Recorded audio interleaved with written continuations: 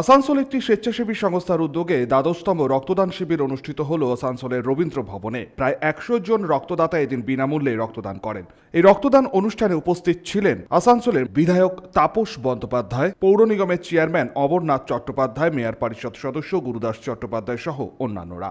ওদের সামাজিক দায় এবং দায়িত্ব কর্তব্য থেকে তারা প্রত্যেক বছর ধারাবাহিকভাবে সমাজে যাতে উপকার হয়, সবাই যারা পিছিয়ে পড়া মানুষ, যারা দুর্বল শ্রেণীর মানুষ, প্রান্তিক মানুষ, তাদের পাশে সব রকম সাহায্য নিয়ে তারা পাশে দাঁড়ায়।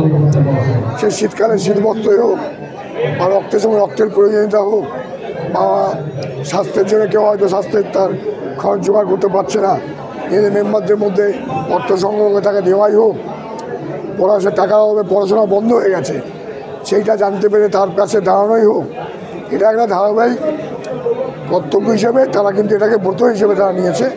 তার জন্য দীর্ঘদিন ধরে এদের এই সংগঠন অত্যন্ত ভালোভাবে চলছে। সঞ্জয় যাদব, 99 নিউজ বাংলা, আসানসোল।